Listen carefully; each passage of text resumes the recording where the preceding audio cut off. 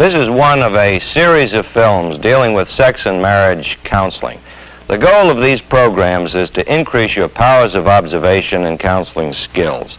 We are about to observe a conjoint marriage counseling session with a middle-aged couple. The problem presented by Mr. and Mrs. Palmer is one of the most frequent encountered by physicians and counselors. As we do in each of these films, following the interview, we will have a replay analysis of interview tactics and interaction dynamics. Now, Mr. and Mrs. Palmer, I understand you've been referred by your urologist. Is that right, Mr. That's Palmer? right, Dr. Danforth. Can you tell me when did you see Dr. Danforth? About 2 weeks ago. And the nature of the difficulty was what? Well, problems with our physical problem with me, I thought. And when I went to see Dr. Danforth, I thought that would clear it up. And he took all the various tests and so forth, and then gave me a clean bill of health, and then referred us to you, which was a bit of a shocker, actually. It was hard to take, his referring you to I was very surprised by it, yes. How did you feel, Mrs. Palmer, coming to a marriage counselor today, did you? Well, it does seem a bit strange after 23 years, but we've definitely had a problem in the last 6 months. And your feelings about coming here, in what line? How do you feel? Well, if it can help in some way, then I think it's a very good thing. But I really don't understand what the problem is. Kevin hasn't made love to me for 6 months now, you know, and whether it's because he's got someone else or... Well, that's nonsense. Now, we've talked about that. It's nonsense. Well, so let's not get into that's that. What you say. Well, let's get to the problem rather than talk about something that doesn't exist, okay? What did you, in specifics, go to Dr. Danforth with? Now, exactly what happened, can you? Well, I have been unable to, on several occasions, get an erection. And on those occasions when I've been able to do so, been not able to maintain the erection. And as I say, I thought it was a physical thing, prostrate or some, kind of thing, I don't know, whatever. But it turns out that there's nothing physically wrong, and so that's why we're here. Now, you look rather upset or tense, Mrs. Palmer. How do you see this problem? What's your emotional reaction to it? Well, I guess I'm really very hurt, and I suppose pretty angry about it. Why should it have happened to you, kind of a feeling, you mean? Or? Yes. And, well, it first started, about 6 months ago, and looking back on it, the first instance seems to have been when they had an office party for him, and... I just got a promotion. Yes. Oh, I see. And you were at a party? Yes, and... No, I was just there. She was not Yes, there. Yes, and he came back at about 2 o'clock in the morning, and having drunk quite a lot, and got into bed. I was half asleep by that time, and started to make love to me, and then, just couldn't. Well, you know what those office parties are, and there are secretaries around and whatever. And I didn't really think about it then, except that every time he tried after that, the same thing happened, and then for 2 months... Let's get the record straight. There is no other woman. Now, let's, if we're going to solve this problem, Margaret, then let's solve the problem. Well, I don't really have any other way of explaining it. Well, then let's not bring up, your fantasies about me and other women. I mean, admittedly, I have the physical difficulty, but if it is a psychological problem, then it takes, 2 to tango, so part of the problem is yours as well as mine. You really think he's running around, do you, Miss Palmer? Well, obviously, if she, keeps bringing it up. I really don't know. That's the only explanation that I can find. And for 23 years, we've had a very good relationship, and all of a sudden, there's nothing there. All right. Now, give me your account of the first experience you had with your loss of erection or impotence, or however you term this. What happened from your point of view? Well, as again, 6 weeks ago, I was made head of the sales department of the firm. And how did you feel at that time? Certainly not impotent, I'll tell you that. Quite good. All right. And if I may say so, I do a damn good job. And we had a party. Yeah. I came home, and I had a few to drink. Certainly not as much as certainly not as much as she indicates.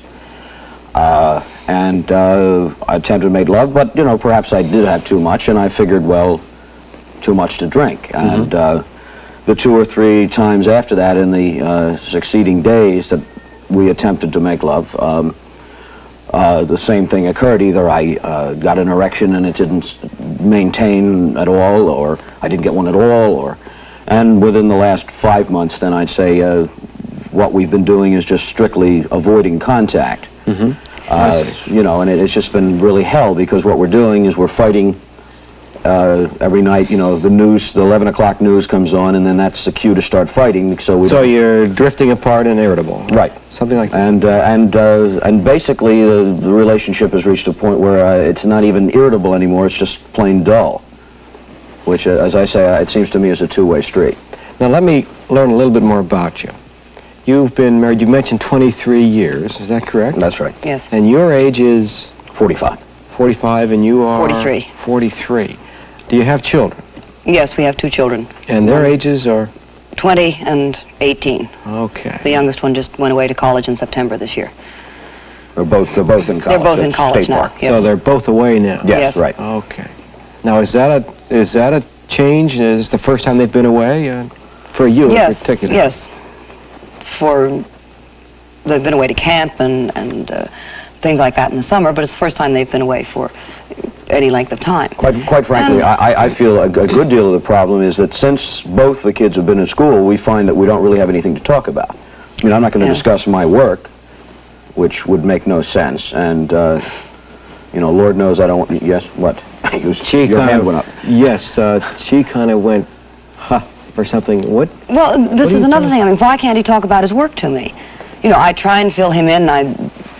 When the children were home, he would come home in the evening, and we'd talk about the children, and we'd talk about what I'd done. Turn towards him and tell him what you're saying. Go ahead. Can you? And, well, I'd talk to you about the children when you came home from work, and what I'd been doing during the day, and things like that. And I still try and do that.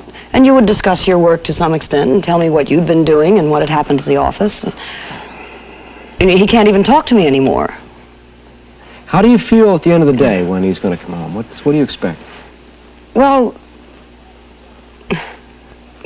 I'm usually glad to see him. At least I was. There again with I think I'm so afraid now that he's just going to go away and do his work or watch the television set or whatever, that I'm almost afraid when he comes home.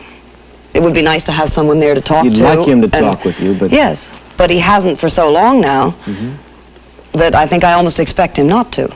Now, what's your view of this, Mr. Paul? Well, I feel that, don't get me wrong now, I mean, Margaret's been a wonderful wife, and we've had a good 23 years, mind you. Okay. Except the last 6 months, as I say, has been a problem. And quite frankly, I can't see coming home after the kind of responsible job I have to, listen to you talk about whether or not the kids wrote, and if they wrote, having to listen to, what they've had to say beyond the point of what seems to me endurance. Now, that doesn't seem to make any sense to her. So you really don't want to listen to what it is she wants to talk about? It just seems to me that with the kids gone, it's like we might as well be two strangers off the train. I mean, in the house. Do you sense that the two of you are pretty angry at each other? Oh, yes, certainly I get angry. But you're not expressing it in the same way he does. Well, no, I don't really like to get at him in an angry fashion, because I know that doesn't solve any problems, and you just end up screaming and yelling at each other, and you get absolutely nowhere. And with the sexual problem now, it's even more touchy to let your feelings Yes. out. Okay. I mean, I understand that he feels badly about it, and I really don't want to make his problem worse. All right. Well, I mean, let's not just think of it as my problem, okay? Give me some more information about the situation at all events in the sexual area, Mr. Paul, okay? Yes. You had this experience of losing your potency, your erection. Do you still have erections when you awaken in the morning? Well, it's hard. I don't know whether you'd call them erections. I go to the bathroom and then it's over with, Okay, but that's still an ordinary part of a man's job, right? I would hardly call it a sexual. It certainly doesn't seem like a sexual thing to me. And And so you are in pretty good health as far as According to the doctor. your abilities. Now, you lost your erection and you failed with your wife after the promotion party. Right. And And there have been no affairs. And no affairs, and you tried again. Several times. 3 or 4 times, I would say. And now you've left it alone. For about... Now, what input have you gotten about it? How are you explaining this to yourself? Well, my best friend Jerry said I was in menopause. So I told him to take his Midol and go home. But then after the laugh, I started thinking maybe he's right, Do you kind of have what, tired blood, or should I just take 2 steams? Then it just goes away, I guess. No, I don't. No, I mean I feel fine. Well, I do. And again, I guess it's in my head, but I do feel when, like at 4 o'clock when the day's grinding down, and I've been at top speed all day. Right. And then I'm going to come home. Yeah. I start feeling tired. I start feeling fatigued. You mentioned the word dull before. Yes. Things were kind of dull when you came home. Is this the kind of routine going on? Well, Well, how can they be interesting if he won't say anything, and if he just goes off into his own corner? He won't fair let enough. me talk. Does it seem like a kind of a routine for you too? The kids are gone. Somebody emptied the nest on you. Yes, and I go around and I do things all day. I certainly don't sit at home all the time, and I go out and play But cards. there's no and go electricity. shopping and Nothing going with you all these days, in some fashion. Is that right? yeah, Yes. the fire's going out, no question about it. Now let me ask a different kind of question. I want you to go back in your minds All right. to the last good sexual expression you had together. Okay. What did you go through? What did you do? Can you tell me how you approached it? Well, you talk about, I can't pinpoint the date. It's okay. Obviously prior to the last roughly 6 months, it's hard to be married, 23 years and not have a certain amount of habits involved, In other words, I think in a sense that was part of the positive aspect of our marriage, if you follow me. In other words, I put down the newspaper, and I look, and she knows, and I don't have to say, and it's a nonverbal thing, and it was always, good. What about variety? Did you have any, or just go at it one favorite way? Well, I would say there was we're not an X-rated movie, I guess. Now, give me your account of the last good time. What went on from your point of view, Miss Paul? What did you do to make love? Well, it's very much like Kevin says, and there's something sort of comfortable about it after that length of time. Okay, right. And what would he do with you? Well, recently I've been getting the feeling that he's just not all there. His mind would be off. Your mind would be off somewhere else and thinking about your work or whatever, and more or less doing it, yes, as a matter of routine, rather really than resent, as something I nice. resent the idea that it's my problem. The physical manifestation is my problem, but then you don't face the problem in that sense, physically. Well, no, but you've just been saying now that you've been doing it as a matter of habit for years. I don't think I've ever considered it a habit. So you're it's been, yes, maybe more or less the same every time. But there's still something sort of special about it, even though it is comfortable and it's How about variety? Was it very creative from your point of view, the way you made love? Well, I guess not, no, but it was good the way it was. Okay. Now, these days, let's suppose you were to make a romantic advance tonight, right? What would go on in your mind? You kind of... Failure. Don't want to touch it with a... Do not pass go. He doesn't even want to try anymore. Well, why doesn't he want to try anymore? That's because it's, you fail so many times, and then it's no longer worth trying. But I've never held that up to you. Well, I didn't say I didn't say you did. That's not what we're talking about. We're talking about the fact that in my feelings, my mind, Well, the whole thing is totally, the whole situation is embarrassing. Right. I mean, it's I mean, let's face it, I can't cut the mustard, and that's what we're really, talking about here. Now let's talk about different portions of the problem for a moment, okay? Now my understanding is that after an important experience where you got promoted and were feeling pretty good, but you had some alcohol in your system, right? You made a pass at your wife and you failed. Right. And you did what most guys would do. You tried again, but then you failed again and got pretty tense about it. Right, because I hadn't been drinking the next Right. Okay. and the next 3 times. And since then you've been avoiding it because all you can think about is failing again. Does that make sense to you now, Ms. Palmer? Yes. You understand what he goes through now? Yes. I wanted you to understand, though, his vicious cycle that he's caught up in right now. Okay? It's something he wants, but he's so afraid he's going to fail, he can't relax. When was the last time you could will yourself into an erection, Mr. Palmer? Oh, geez, I never thought of it as willing myself. Can't do it, can you? No, I suppose not. No one can. You can't think about in the man. Man can't will himself, In fact, the more he tries, the less he's likely to succeed. Any more than you can say, I must relax and have an orgasm. Do you follow me? I want you to understand how he works. Yes, I understand. So let's talk about you for a moment. You have an important change you've gone through, too. The kids have left, right? And it's all empty nest kind of living. And you're looking for more now from this husband of yours when he comes near you than used to be. You used to have the kids to talk about. Now you've got only him to get some kind of satisfaction from. Yes, I guess so. So just when you want him the most, he's able to give you less. So you're frustrated. Okay. My impression is that you've got to both talk about some of the frustration that this has put upon you.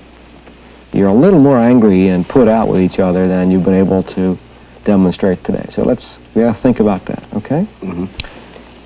The other thing that ought to be done is let's have a different approach to your sexual response.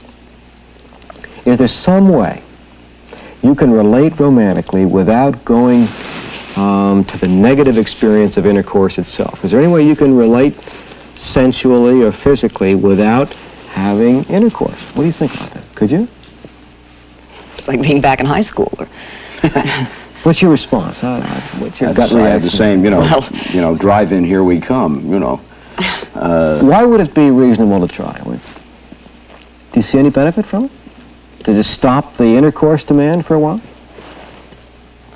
Well, obviously, if it's like in making a sale, I mean, you perform better if you're operating without the pressure. Without worrying about whether you're being a good salesman. Good salesman or not, right? Okay. In other words, if you're concentrating on finishing that sale. Yeah.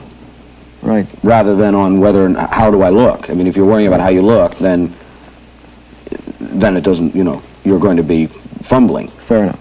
Okay. Is that what you're saying? Okay, so let's suppose that we make an agreement that between now and the next time you come, next week, no intercourse. Just by agreement, no matter how excited or romantic or concerned you get, no intercourse. Because he's got to be kept away from having to go through something that he's anxious about. And the both of you need to get back to fun. It sounds to me as though you got a sex life that's either a routine or it's on the edge of work. Can you recall when you were courting or petting and all that? Not too far back in the Dark Ages, was it? Seems like the Stone Age now. Can you It's a recall? long time ago. Yes, I think Was so. it fun? Yes. Yeah. Can you recall the fun you had? Yeah, with that? sure. Yeah, it was all right. And no intercourse was at stake, at least at the beginning, I presume. No. Right? No. Not in those days. So no strings were attached. Nobody had to perform. All right? Right. I would suggest that this is the way to go for now, if I can, take this kind of sort of educational approach with you. You need to enjoy rather than work. And if you can give a little fun to each other, particularly in this kind of, you're on the edge of a bad case of boredom. You're going to have a case of the blahs as a couple before too long unless you start to find some fun with each other. You know, you used to have it with the kids around. And many couples go through this. When the youngsters are gone, we've got nothing to talk about. So it looks like you're in the communications racket just a little bit, but in the sexual zone in particular, let's try to have fun and hold off on the intercourse and see what happens. Let's just learn from it. Okay? Okay. Mm-hmm. All right, then we can get back in a week and follow up on this. Okay. Thank you, Doctor. How do you feel now about coming in? Is any change Well, in the it's, mood? you know, it's, Thank you, it's a Doctor. little better now. You know, it's, Yes. as I say, it's a, so basically, you know. Talking some of this out isn't all. Well, obviously, with a third person there, it's a little embarrassing at But first. you talk with each other. Did you see that? Yeah, I Yes. felt, you know, well, I felt that the very fact that we've admitted we have a problem, you know, which was not easy to do. Yeah. But you talk with each other and it helps, right? Yeah. Mm-hmm. All right, so that's my commercial. Okay. Good. So. Thank you.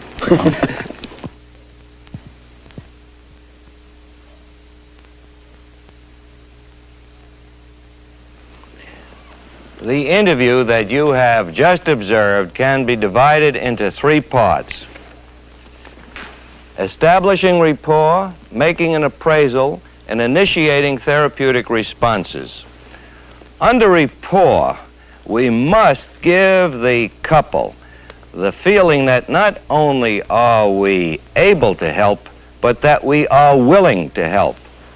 Under appraisal, we have to pay particular attention to those nonverbal cues that give us information about the patterns of communication, about their feelings and attitudes.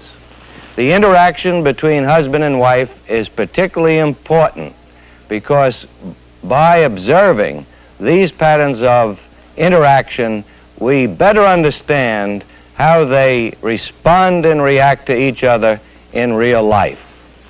The coping patterns that we see during the interview are a cue to us to know what strengths they have, because it is these strengths that have to be emphasized as part of the process of counseling. The therapeutic response has to be initiated in the very first interview. We must educate the couple in order for them to have the feeling that we understand them and to reduce the confusion that creates so much anxiety. We must reduce tension because it is this tension that interferes with the process of communication. At the same time, we must initiate motivation for change, because without this motivation for change, all our efforts will be without avail. Now, let's go to instant replay and examine these 3 parts of the interview.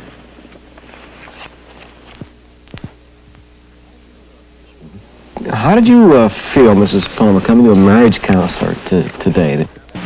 As part of establishing rapport, it is vitally important for the counselor to know the feelings of the patient about coming in for the initial session. In addition, he will learn something about the patient's motivation for treatment. If there are significant resistances to therapy, these may have to be dealt with immediately. In conjoint marriage counseling, it is also important to know whether the husband or wife see the problem as a problem within the marital unit or whether they think it is the spouse's problem that must be dealt with. Did you notice what the wife was doing while the husband was in a fumbling way beginning to describe his problem with potency? And the nature of the difficulty was what? Well,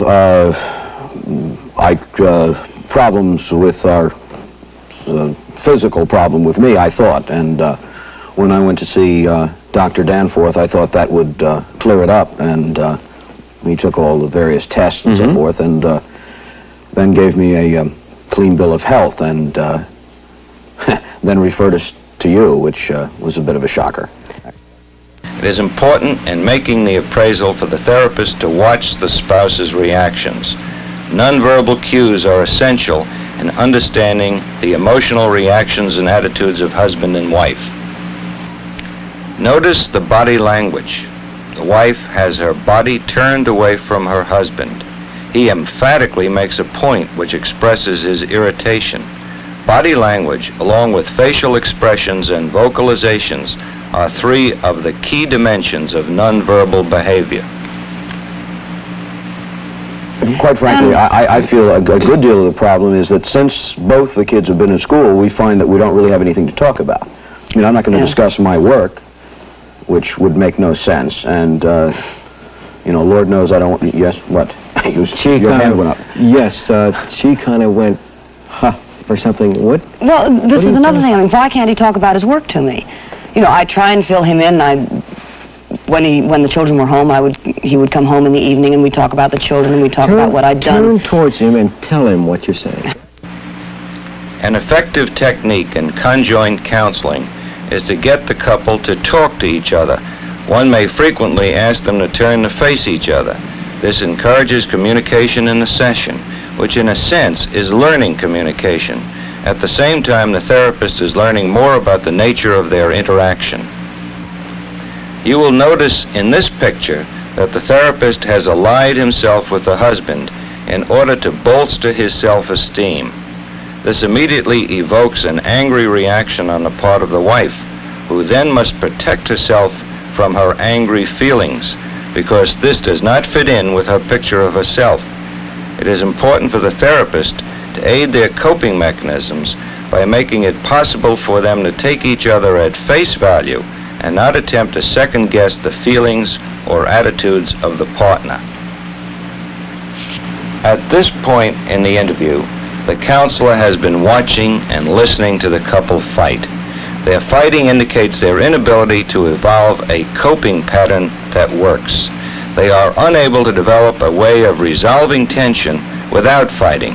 He has the option of allowing the fighting to escalate or to intervene, assume control of the interview, and to educate. Let's talk about different portions of the problem for a moment, okay? Now, my understanding is that after an important experience where you got promoted and were feeling pretty good, but you had some alcohol in your system, right? You made a pass at your wife and you failed. Right. And you did what most guys would do. You tried again, but then you failed again and got pretty tense about it. Right, because I hadn't been drinking the next right. And the next 3 times. And since then you've been avoiding it because all you can think about is failing again. Does that make sense to you now, Ms. Palmer? Yes. By reducing confusion and giving the couple increased understanding, the therapist is able to reduce tension, maintain empathy, and point the way toward therapeutic goals. I wanted you to understand, though, his vicious cycle that he's caught up in right now. Okay? It's something he wants, but he's so afraid he's going to fail, he can't relax. Can you recall when you were courting or petting and all that? Not too far back in the dark ages, was it? I think you may have been able to notice the reduction in tension that has already occurred. By referring back to their past successes, the therapist is able to allow the couple to build up once again their positive regard for each other. Compare the beginning and the ending of the interview. I think you will agree the emotional interaction between the husband and the wife has changed remarkably. A therapeutic alliance has been formed. Suggestions for changing their patterns for interaction have been made. Motivation for change is beginning. Note that the handshake that ostensibly ends the interview does not. Sometimes important communications occur after the formal closure of the session. How do you feel now about coming in? Is any change? Well, it's Thank you, a little better now. You know, it's as I say, it's basically talking some of this out isn't all. Well, obviously with a third person there, it's a little embarrassing at But first. you talked with each other. Did you see that? Yeah, Yes. I felt, I felt that the very fact that we've admitted we have a problem, which was not easy to do. Yeah. But you talked with each other and it helps, right? Yeah. Well, so that's my commercial. Okay. Right. So. Thank you.